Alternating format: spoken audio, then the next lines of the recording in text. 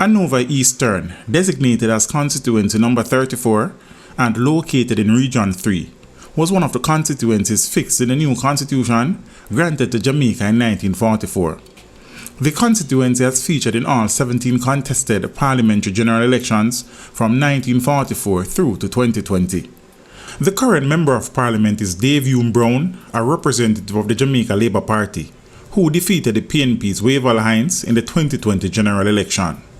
The first person to occupy the seat was Joseph Malcolm, who was elected in 1944 as an independent candidate. Malcolm, who later became a member of the Jamaica Labour Party, held the seat for 3 terms, winning it in 1949 and 1955 on the Jamaica Labour Party ticket. The JLP lost the seat in 1959 when Eric Campbell of the PNP won. He served only 1 term. Arnold Jackson then returned the seat to the JLP column in the 1962 election, and he held the seat for 3 terms with victories in the 1967 and the 1972 elections. The People's National Party Aston King broke the JLP's dominance by securing the seat in the 1976 elections.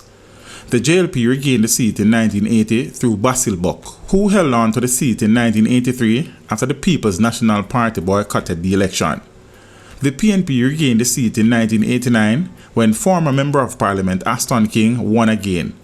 The PNP then held the seat across the next 2 elections, with Francis Tulloch winning in 1993 and Canute Brown winning in 1997.